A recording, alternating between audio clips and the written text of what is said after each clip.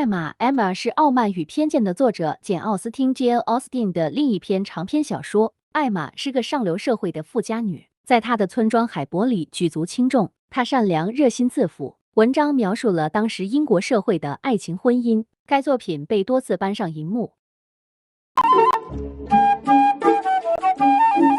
Chapter 2 Harriet Smith Harriet Smith lived at Mrs. Goddard's school, but Emma often invited the pretty girl to Hartfield. Very soon, Harriet was given her own room in the Woodhouses' home. She saw Emma nearly every day and listened carefully to all her advice. In the summer, Harriet had stayed with the Martins of Abbey Mill Farm. The farm was on Mr. Knightley's land, near Donwell Abbey. The farm was owned by Mr. Knightley, and Robert Martin looked after it for him. Harriet talked a lot about the Martins. She told Emma about the size of the farm, the different animals, and the kind Martin family.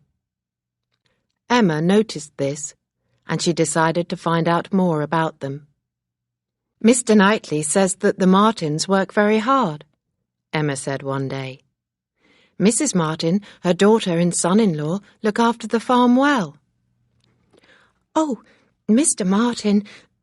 Robert Martin, is Mrs. Martin's son. He is not her son-in-law," Harriet said, laughing.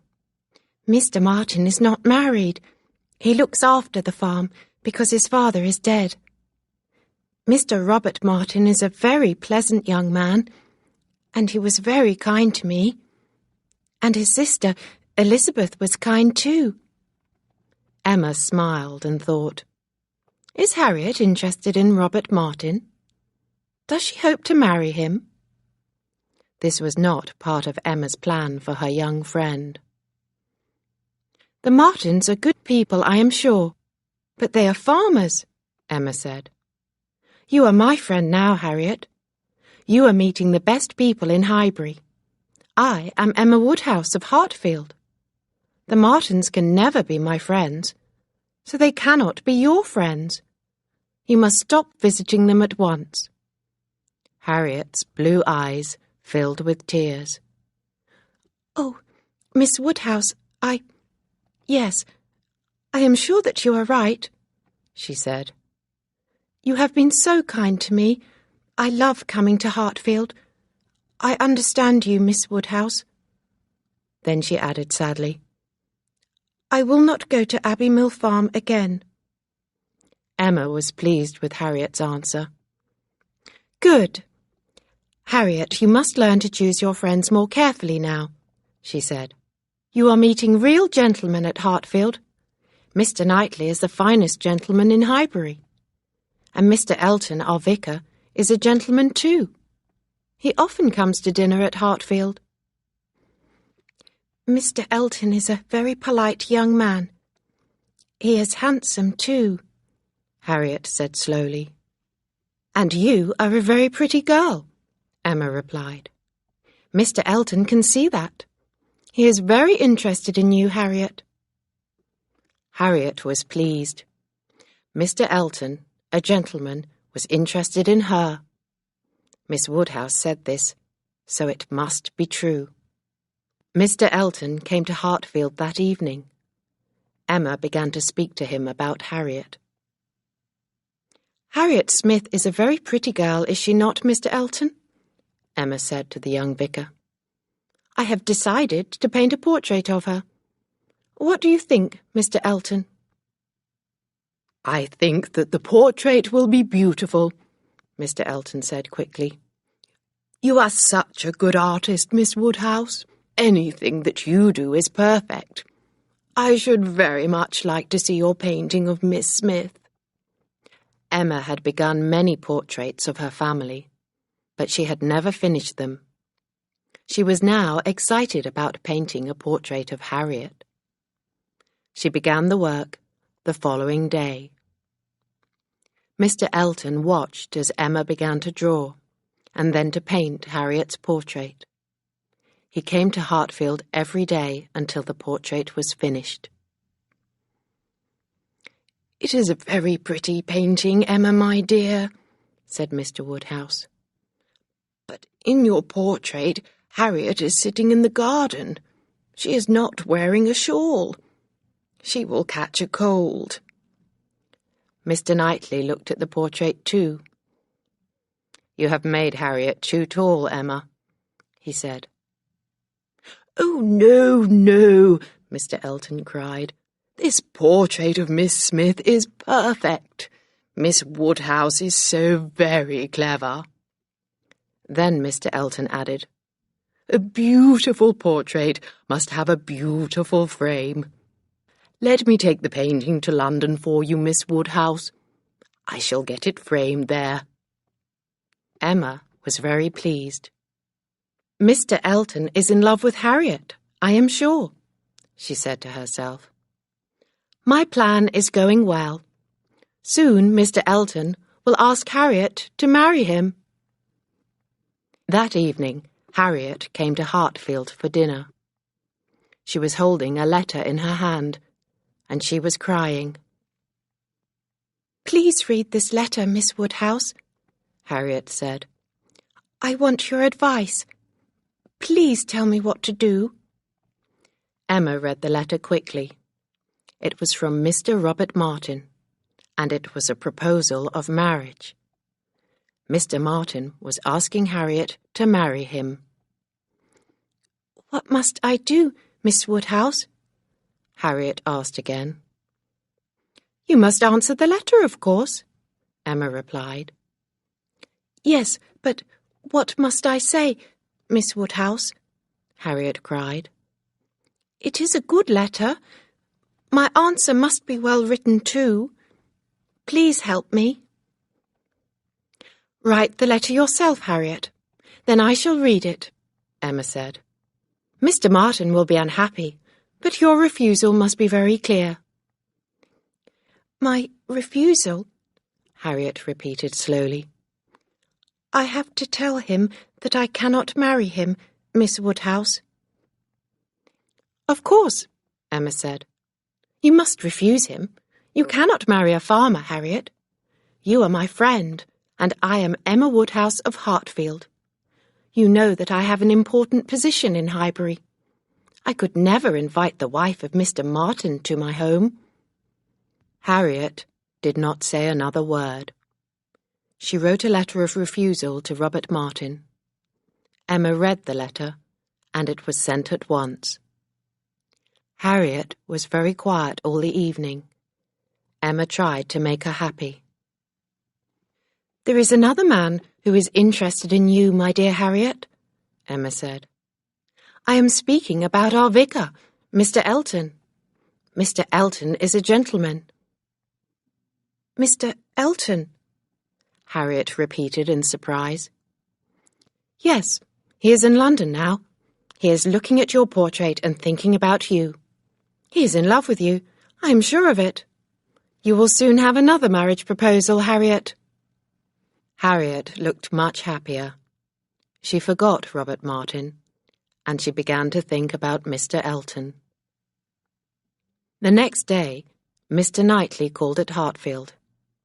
Emma was surprised when he began talking about Harriet. "You have been a good friend to Harriet Smith," he said, "and now I think that she will have some good news for you." Emma was very surprised. Had Mr. Elton been talking to Mr. Knightley about his love for Harriet? "Robert Martin came to see me 2 evenings ago," Mr. Knightley went on. "He told me that he loved your friend Harriet Smith. He was going to write to her and propose marriage. It will be a good match. I know that you will be pleased. I expect that Harriet will be coming here soon to tell you her good news." "Mr. Martin has already sent the letter," Emma said quietly. "Harriet has refused him." Mr. Knightley stood up. He looked very surprised. "I know that Harriet is a silly girl," he said, "but she has refused Robert Martin. Are you sure, Emma?" "Yes, I saw the letter myself. Emma replied. Mr. Knightley was very angry now. "You saw the letter?" he said. "No, Emma, you wrote it, or you told Harriet what to write." "Perhaps I did," Emma replied. "But I was right. Robert Martin is not Harriet's equal." "No, he is far, far better," Mr. Knightley said angrily. "No one knows anything about Harriet Smith's family. She is pretty and good-tempered, but that is all. She has only a simple education and no sense. She was happy to know the Martins before she met you. You have spoilt Harriet Smith by making her your friend, Emma. You have made Robert Martin very unhappy. Harriet may soon be unhappy too." "Why? I have introduced Harriet to people from good society," Emma replied. "She is a very beautiful girl. There is a much more suitable young man in Highbury who will be happy to marry her." Mr. Knightley was more angry than before. "If you are talking about Elton, you are wrong," he said. "I know that young man better than you do. He may praise Harriet, but he will never marry her. She is poor. Elton will marry a rich woman as soon as he finds one. You have made a bad mistake, Emma. You have made a very bad mistake. Good afternoon." Emma smiled as Mr. Knightley left the room, but his words had upset her. Emma did not want to quarrel with Mr. Knightley, but she knew that he was wrong. Mr. Elton brought back Harriet's portrait from London that afternoon. The painting had been beautifully framed. The portrait was soon hanging on a wall in the sitting-room at Hartfield. Every time that Mr. Elton looked at the picture of the beautiful girl, he smiled. Emma made sure that Harriet was always at Hartfield when Mr. Elton came to dinner. Mr. Elton was always smiling now. Emma thought that she knew why. It was the middle of December, but the weather was fine. One morning, Emma and Harriet walked to a cottage which belonged to a poor family. They were taking food to them. The road to the little cottage went past the vicarage. Harriet said that she wanted to see the inside of Mr. Elton's house. Emma laughed. "You will soon be married to Mr. Elton and living there yourself," she told Harriet. "Then I shall be happy to visit you in your own home." Harriet blushed. Her face became red, but she looked very happy. "I am very surprised that you have not married Miss Woodhouse," Harriet said cheerfully. "You are so beautiful and so clever." "I am happy as I am," Emma replied. "I do not think that I shall ever marry. Why should I? I have my own home and a loving father. I have money too. But if you do not marry, you will be like Miss Bates in the village," Harriet said sadly. "People will feel sorry for you." "Miss Bates is poor. That is why people feel sorry for her," Emma replied. "I am rich. I shall be busy and happy all my life. My sister has 5 children, my nephews and nieces. When I am old, I shall be able to enjoy their company." "Miss Bates has a niece," Harriet said. "Do you know her?" "Oh, yes. Jane Fairfax," Emma replied. "Miss Bates is always talking about her. I am tired of hearing her name. I always have to meet Jane Fairfax when she comes to Highbury. Her aunt thinks that we are friends. But Jane is very cold and unfriendly. I do not like her." By now, Emma and Harriet had reached the poor family's little cottage. Emma spoke kindly to them and gave them the food. Very soon, the 2 friends were on their way home again. After a few minutes, they saw Mr. Elton walking towards them. The young vicar smiled. "Good morning, Miss Woodhouse and Miss Smith," Mr. Elton said, bowing politely. "Let me walk back to Hartfield with you."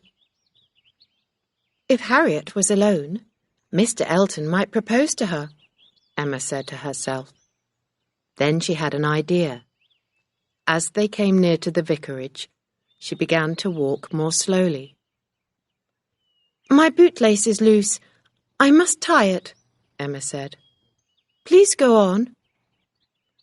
Mr. Elton and Harriet walked on together. Emma bent down quickly and broke the lace. "Oh dear," Emma called out. "My lace has broken. Mr. Elton, may I go into your house? May I speak to your housekeeper? Perhaps she can give me another lace." Mr. Elton was delighted to help Miss Woodhouse. Soon they were all inside the vicarage. Emma went to see the housekeeper and left Mr. Elton and Harriet together. Emma talked to the housekeeper for as long as possible. Then she went to the sitting room. When she entered the room, Mr. Elton and Harriet were standing by the window. But after listening to their conversation for a few minutes, Emma was disappointed. Mr. Elton was talking about food, not love. "That young man is taking a long time to decide about marriage," Emma thought to herself. "But he will ask Harriet to marry him soon. I am sure of it."